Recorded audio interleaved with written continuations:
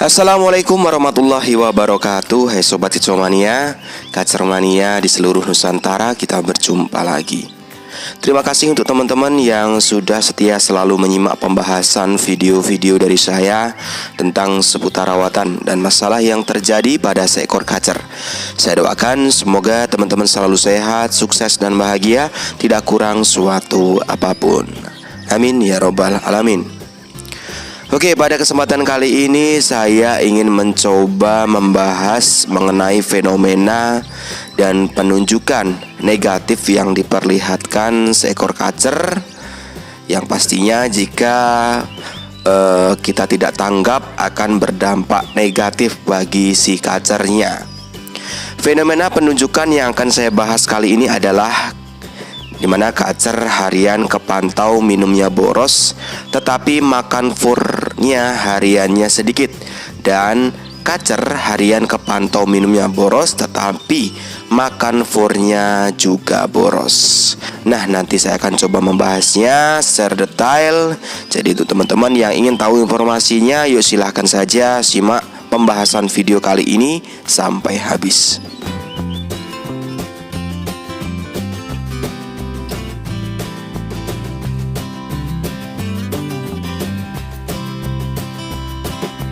Oke teman-teman, dalam mencari settingan seekor kacer, kita dituntut untuk jeli tentang setiap penunjukan-penunjukan yang diperlihatkan si kacer. Dan pasti kita akan menemukan beberapa kendala penunjukan-penunjukan negatif yang menghambat si kacer untuk kerja maksimal saat digantangkan. Penunjukan-penunjukan negatif itu jika kita tidak paham, kita pasti akan bingung untuk menentukan langkah selanjutnya untuk settingan yang kita berikan ke kacernya. Nah, di pembahasan kali ini saya akan mencoba membahas mengenai fenomena dan penunjukan negatif yang diperlihatkan si kacer, dan yang pastinya jika kita tidak tanggap akan berdampak negatif bagi si kacernya. Fenomena penunjukan yang akan saya coba bahas kali ini adalah kacer harian kepantau minumnya boros, tetapi makan fur hariannya sedikit. Dan penunjukan lain yaitu kacer harian kepantau minumnya boros, tetapi makan furnya juga boros. Jadi kedua penunjukan itu sering sekali diperlihatkan oleh seekor kacer saat pola rawatan maupun settingan yang kita berikan tidak sesuai dengan kebutuhan si kacernya. Dan ternyata untuk kedua penunjukan itu penyebab utamanya berbeda, dan pasti beda juga untuk solusinya. Jika kita tidak paham, wah pasti kita akan salah langkah untuk mengatasinya. Jadi yuk kita bahas saja satu persatu. Yang pertama, kacer harian minumnya boros, tetapi makan furnya sedikit. Fenomena ini sering sekali kita jumpai saat hariannya kacer harian kepantau minumnya selalu boros, tetapi makan furnya sedikit. Dan selain itu juga kacer nampak selalu mengacak-ngacak fur, dan penampakan lagi kotoran juga kepantau selalu berair.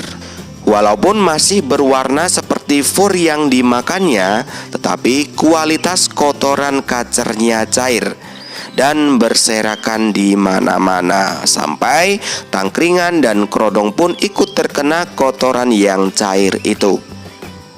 Dan ada satu lagi penunjukan lain, kacer juga selalu nyepah tiap harinya.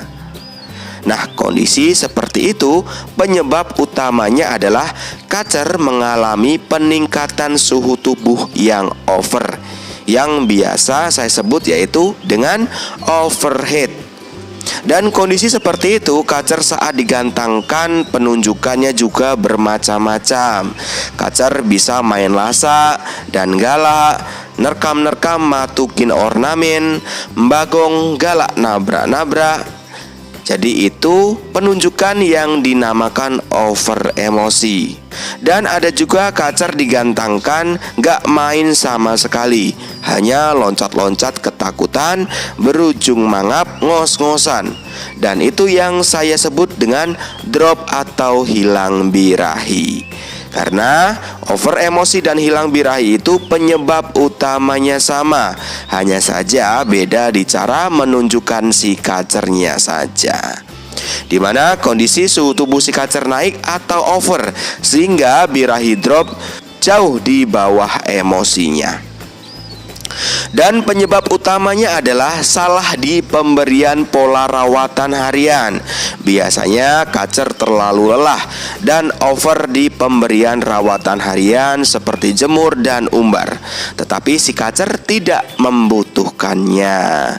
Dan terjadi juga karena si kacer hariannya ditempatkan di ruangan yang panas atau tidak ada sirkulasi udaranya. Dan terjadi juga untuk teman-teman yang bertempat tinggal di daerah yang sering panasnya. Ketambahan kacer mendapati rawatan ekstrim di penjemuran dan di pengumbaran. Nah, untuk solusinya, di sini kita harus pelan-pelan memahami akar masalahnya. Kira-kira berat atau tidak? Tentunya dengan melihat juga riwayat rawatan sebelumnya yang sudah kita berikan.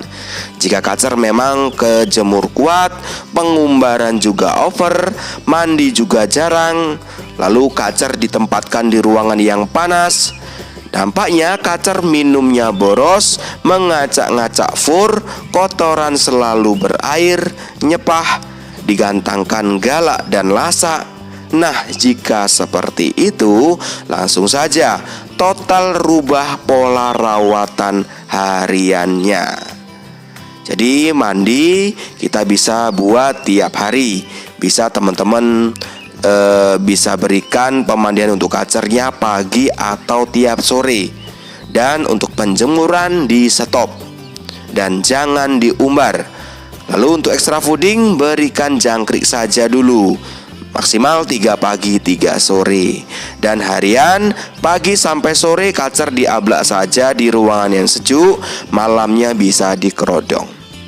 Dan untuk fur gunakan yang kandungan proteinnya 19%. Nah, dengan pola rawatan itu coba amati perkembangannya. Jika positif lanjutkan sampai kacer benar-benar tenang dan nyaman hariannya. Seperti minum gak boros lagi, makan furnya tidak diacak-acak lagi, kacer tidak nyepah lagi, kotoran pun sudah padat berbentuk. Nah, jika sudah seperti itu, langkah selanjutnya teman-teman bisa tes gantang saja kacernya untuk evaluasi dari rawatan yang sudah diberikan, tentunya untuk menentukan rawatan selanjutnya. Oke, lanjut yang kedua, yaitu penunjukan kacer harian minumnya boros tetapi makan furnya juga boros. Nah, fenomena ini juga sering sekali kita jumpai saat kita memberikan pola rawatan gak pas dengan kebutuhan si kacernya, dimana kacer kepantau hariannya minumnya boros tetapi makan furnya juga boros. Dan selain itu ada penunjukan lain, kepantau kotoran kacer hariannya besar-besar, kadang berbentuk, kadang juga besar-besar dan lembek atau basah, dan menumpuk satu titik. Nah, mengapa seperti itu? Karena saat kacer makan dan minumnya boros, otomatis kotoran juga akan besar-besar dan basah dan menumpuk satu titik. Tanda kacer gak banyak gerak, hanya kebanyakan makan dan minum saja. Penunjukan lain, kacer selalu mengembangkan bulunya, sering bunyi cier-cier, dan kacer sering turun ke dasar sangkar saat mendengar suara kacer lain atau burung fighter lainnya. Kadang juga si kacer kepantau mau nyiblek-nyiblek saat kita dekati. Ini untuk karakter kacer yang mau nyiblek. Nah, semua penunjukan-penunjukan seperti itu adalah ciri kacer yang mengalami obesitas atau kegemukan. Dan masalah lain, kacer kondisi seperti itu pasti birahinya juga over, nggak punya emosi atau fighter tarung. Dan lalu penyebabnya apa? Jadi penyebab utamanya jelas, kita salah memberikan pola rawatan hariannya, atau bisa saya simpulkan kacer nggak kerawat, hanya diberikan makan minum saja, tetapi kebutuhan mandi atau jemurnya nggak diperhatikan. Dan terjadi juga untuk kacer yang mendapatkan over extra fooding hariannya, tidak imbang dengan kebutuhan mandi dan jemurnya. Kacer kebanyakan makan IF, kebanyakan mandi dan jarang dijemurnya. Dampaknya penumpukan protein dan zat lain yang tidak bisa terolah dengan baik. Kacer jadi kegemukan dan faktor tarungnya jadi hilang. Nah, untuk solusinya kita pangkas saja jumlah extra fooding yang diberikan sebelumnya, atau jika perlu 0 EF saja jika kasus masalahnya berat. Misal, coba jangkrik berikan 2 pagi 2 sore saja, mandi dibuat seminggu 1 kali, jemur sembari umbar seminggu 2-3 kali, dan harian di full kerodong saja. Selain jadwal rawatan, tempatkan di ruangan yang hangat. Dan untuk fur, gunakan yang mempunyai kandungan protein yang rendah saja, antara 16-18%. Nah, coba amati perkembangannya. Jika ada perubahan positif, lanjutkan saja sampai kacer benar-benar nyaman dengan rawatan itu. Dan selanjutnya bisa dites gantang untuk evaluasi dari rawatan yang sudah kita berikan, dan tentunya untuk menentukan rawatan selanjutnya. Nah, jadi seperti itu penjelasannya teman-teman. Penunjukan kacer kepantau hariannya minumnya boros, tetapi makan furnya sedikit dan diacak-acak. Dan kepantau juga ada seekor kacer yang kepantau hariannya minumnya boros, tetapi makan furnya juga boros. Nah, tadi saya sudah jelaskan secara detail, tinggal teman-teman pahami saja dan sesuaikan dengan kondisi kacernya di rumah. Oke, sampai berjumpa lagi di pembahasan berikutnya, masih tentang seputar rawatan dan masalah yang terjadi pada seekor kacer. Salam kicau mania, salam sukses untuk kita semua. Wassalamualaikum warahmatullahi wabarakatuh.